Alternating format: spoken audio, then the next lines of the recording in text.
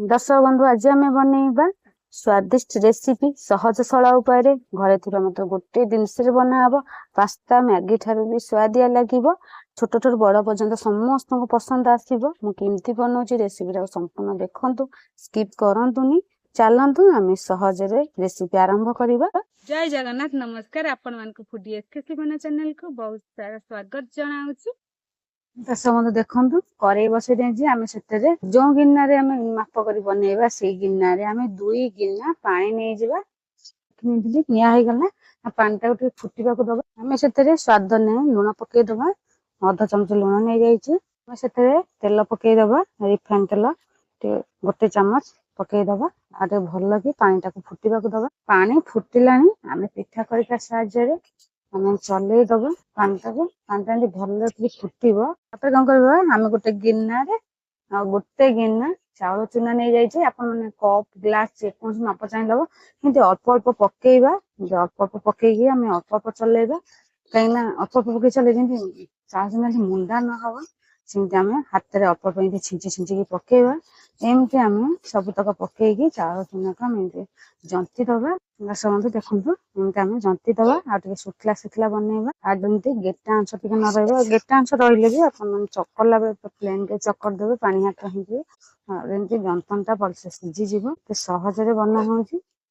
बारंबार चलेबा कड़े लगी नजर जो तेल पड़ता ना कड़े न लगे तेल पड़ता हो गला। आम कड़े तलक ओल्लैदबा। गोटे घोड़णी घोरई दबा। तार भर ठंडा हो गला बनइबा।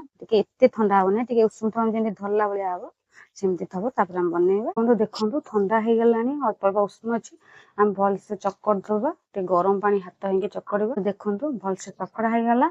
तादर आम कौन करवा अल्प अल्प एमती पानी हाथ लगेदबा। गरम पानी ठंडा पानी मारवानी। आप जो साइज चाहिए सेमती आम छोट छोट प्रथम आग गोल करदबा। गोल करके चटका आम करदबा भलसे। देखो टिके भी मुंडा ना सब जगह पूरा प्लेन के चकड़ा हो जाए। देखो एमती आम बनईदा गोल करके आम एमती आंगुठे एमती चापी दबा। देखो एमती आम सब तक बंधु आपण चाहिए लंबा साइज भी बनई पारे। आपने जमी डिजाइन चाहिए सेमती बनई पारे। चलते एमती आम सब तक बनई दबा। देखो कंचा लंका 4टा गुंड गुंड काटी। आप राग अधिका खाते अधिका पकई पारती।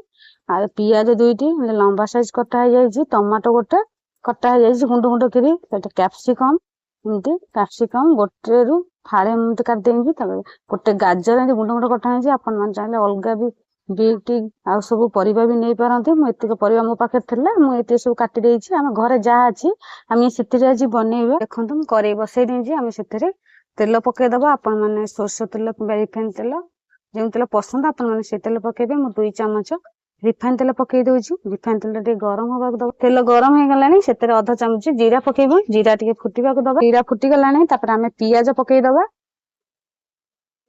पियाज को आम भाजी दबा लाल हवा पर्यंत पियाज को भाजी। देखो पियाज हो गलानी आम से कैप्सिकम कंचा लंका आ गाजर पकईया टमाटो छाड़ी प्रथम आक प्रथम पकईया पकईकि तेल भाजी दबा। आ जो कंचा गैस जावा पर्यंत देखो आम एमती गोटे मिनट है भाजी दिया गला। आउ टे भाजदा टे सीझीब जमी कैप्सिकम टे सीझे समय लगे। एमती आम गाजर टे ससर कटा है सी भी सीझीज। आम टे हल्का कर भाजी ये सब सीझी आसलानी आम से टमाटो कटा पकई दबा। टमाटो को सेमती गोटे 2 मिनट पर्यंत भाजी दबा। ये सब भाजी हो गलानी आम से हल्दी गुंड अधा चामच टे कम काश्मीर लंका गुंड अधा चामच आपको पकई दबा। आपण चले जीरा गुंड धनिया गुंड पकई पारती। आ मसला भी किसी आवश्यक ना आम पकईदा से आम स्वाद नहीं लुण पकई दबा। लुण अधा चामच लुण पकई दबा। पकईकि आम एमती देखो भाजी दबा। आगे भी टमाटो भी नरम हो गलानी सहज रेसिपी बनूची। आम कौन करवा पानी दे दबा। आम जी आवश्यक से अनुसार आम पानी दबा। देखो पानी मु 2 गिन्ना पानी दे दउछि। तापर आम कौन करवा गोटे घोड़णी घोरई दबा। आम पानी टाक फुटा दबा। समझो देखो सब एमती चटका चटका आम बनई रही। आपण मैंने गोल कि जमी भी बनई पारे। देखो सब भी हो जाए। चलतु आम बनइबा। समझो देखो 5 मिनट हो गलानी। देखो फुटवा जेहेतु आरंभ कलानी आम टे पिठा करके साहाଯ୍य एमती चल दबा।